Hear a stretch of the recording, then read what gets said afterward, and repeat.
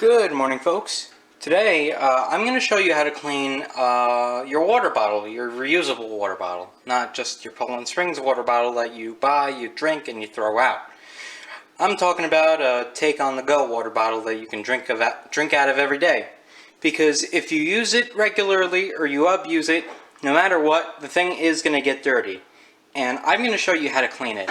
I'm going to go over the materials you need in a second, but the most important thing you are going to need is a kitchen sink. And I do have a shit ton of dishes to do right now, so what I'm going to do is I'm going to do these, and then I'm going to come back, and we're going to get down into the dirty of things. Alright? Alright, I am back, and we are ready to get going with this. So, what you're going to need for this procedure is you're going to need 1, the water bottle that you're cleaning, duh. 2, a plain old kitchen sponge. 3, you're going to need some dish detergent. 4, you're going to want some bleach. Bleach of your choosing, of any kind of brand. As long as it's chlorinated bleach, you're going to be good. And then you're also going to need a knife or something long that you can use to reach. I'll explain all this in depth as we go along. So you're also going to need some gloves because you're going to be working with hot water, so that would help. So what you're going to want to do is, I'm just going to fill that up just so that's all nice like that. I'm going to fill that up, get some dish detergent on the sponge here. So what you're going to want to do, this is the first step, is you're going to want to get some dish detergent on your sponge, and you're going to want to sponge down the inside with that long tool of your choosing, which I'm going to get to right now. This step has to come first because the second step,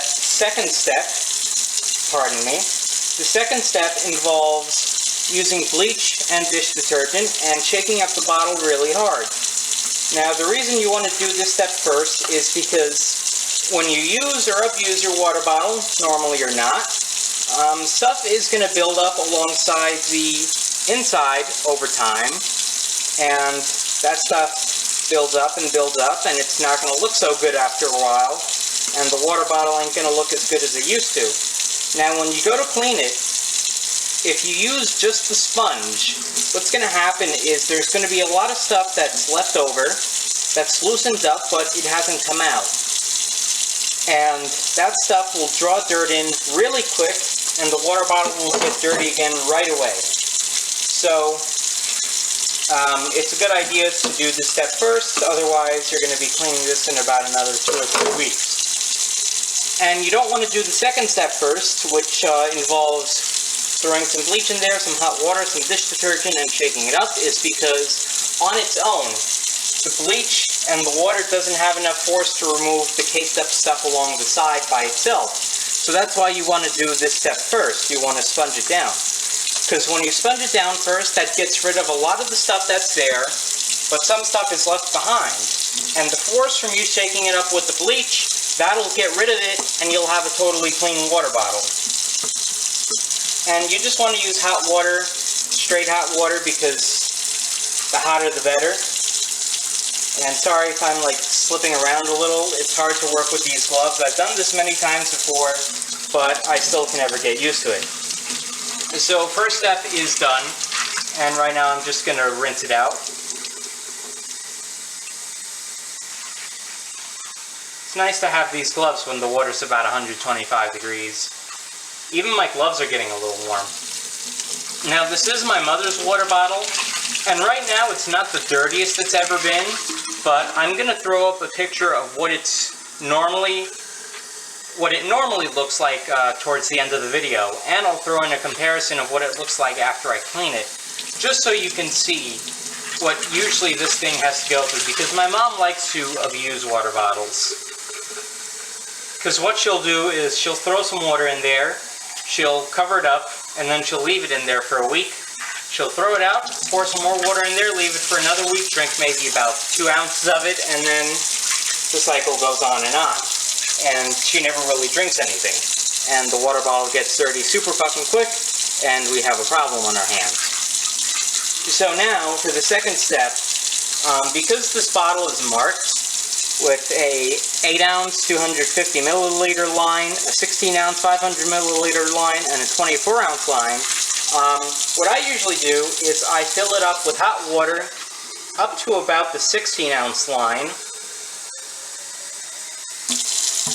That's good enough. And then I take some bleach, my Clorox bleach, and I top it off to the 500 milliliter line.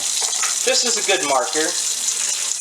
If you don't have any markers, you can kind of play by eye what makes the most sense for you and your water bottle, just depending on how dirty it is and how clean you want to get it. Alright, that's good right there. And I'm also going to add in a couple drops of dish detergent here. Once I get this bottle filled up, there we go. This is the splashless bleach, or the no splash bleach, so it does not have the child lock on it, which is kind of weird because it's just as potent as normal bleach, so I don't really know what they were doing with that. But we got that on. You want to leave your cover open until you screw it in all the way, then you can close it, because believe me, the pressure in there will make it pop open. It's not a lot of fun. Now, you just want to fucking shake it up.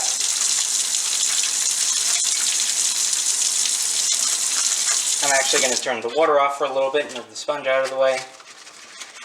You can shake it up as long as you want, a long time or a little time.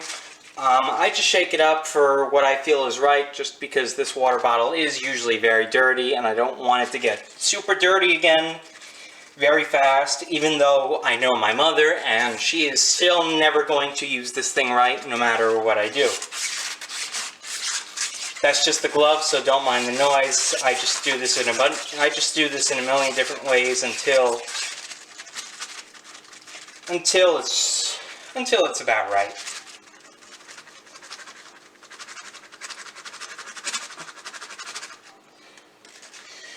And now this bleach and that hot water is removing all the stuff that was left behind that you couldn't see.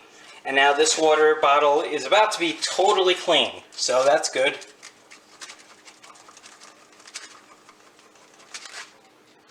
I think that's about enough. So you're going to want to pop the cover. I'm actually going to take it off completely. See, all the suds are built up inside there. I'm just going to leave the cover under the water. Stand up like that. And I'm just going to... Now for the rinsing, I am going to fill it up a couple times and keep shaking it. That's just how I do it. If you find your own way to do it, and you're happy with that, then kudos to you. This is just the way I do it. I've been doing this for about 2 years now. I've never really had any problems with it, so that's the way I'm going to keep doing it.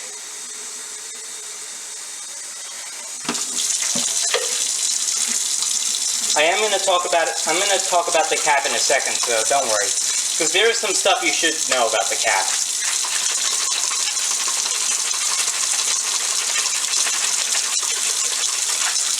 And also, as a matter of fact, without all the suds in there, there is a little more force in the water, but by now, I'm pretty sure everything's just broken off, so...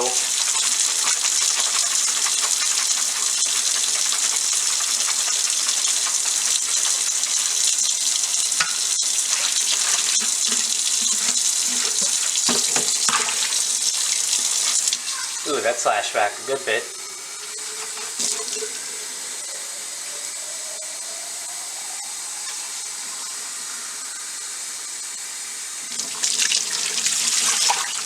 Looking a lot better already. Like I said, this wasn't the dirtiest it's ever been.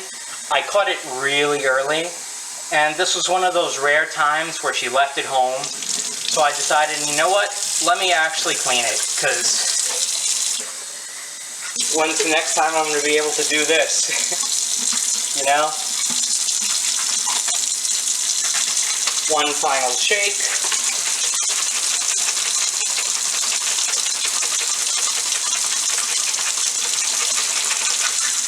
Yep, that's looking good. I'm actually just going to let that run under the water. And now we'll talk about the cap. Now this cap in particular, it has a seal, that's this thing around here. Usually the seal is very dirty, but I cleaned this water bottle recently, so I was able to get a lot of the stuff out from under the seal. But the way you want to do that is, if your seal is dirty and you see a bunch of brown stuff under there, just get a fork and try and pry under the seal as gently as you can. Then you can lift it up and you can start running some water under there, and that'll get a lot of stuff out. I mean, it's in really good condition now, so I'm not going to do that, but I'm just going to show you what I mean by that. So to pry open the seal, this is what you want to do. You want to guide the fork as gently as you can, and you just want to lift it up.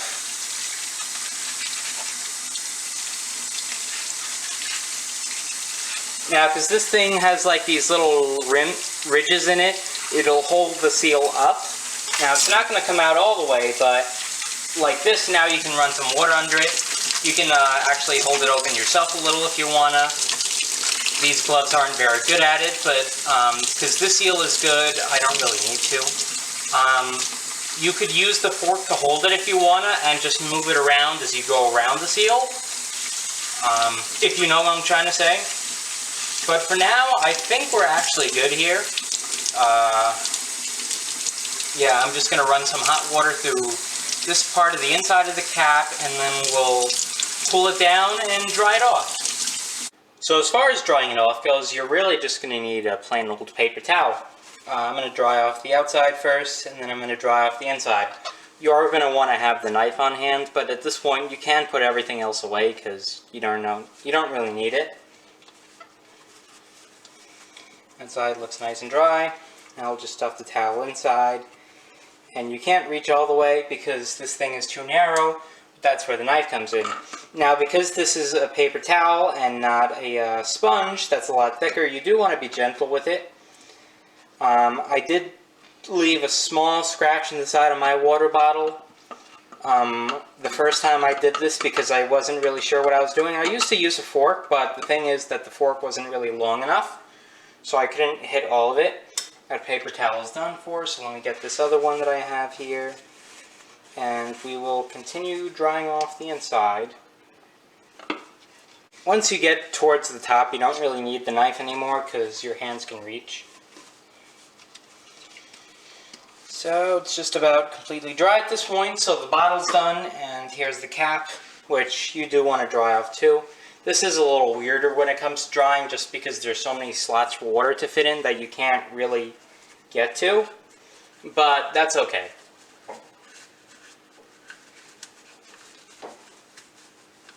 I'm going to try and dry off this little bit of the seal that I can reach. Dry off down here too. The cap is sort of the hardest part to dry, even though I can reach all of it with my hands, just because there's so many twists and turns to it. But you know what? I say it's worth it for this bottle to be clean again. And I think that's about as good as I'm going to be able to get it. Yeah. So, let me go and show you the finished product. Ta-da! It's very good looking.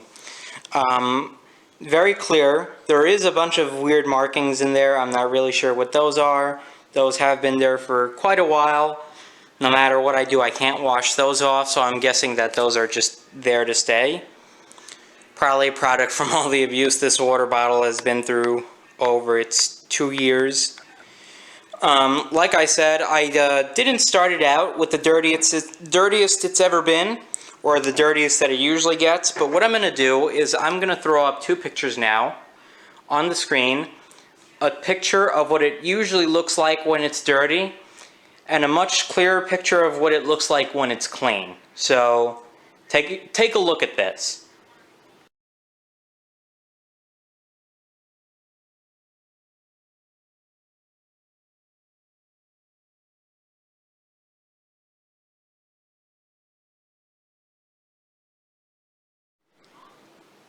Yeah. Ew. Not good. So this water bottle looks a lot nicer now. You can see there are a little a couple streaks of water in there, but that's no big deal. You don't have to hit every single last drop to call it a good job. If you have maybe one or two hanging around, like in this case, then it's no big deal, because this thing is made to take on water, and it isn't going to be used for the rest of the day, so a couple water spots isn't going to make or break the bank. But so, yeah, that was how to clean your water bottle. I hope this was helpful, and I hope now you can drink some clean water, unless you're in Jersey like I am. In that case, just go to the store and buy yourself a Poland Springs water bottle and stop complaining. Thanks for watching, and I hope you enjoyed.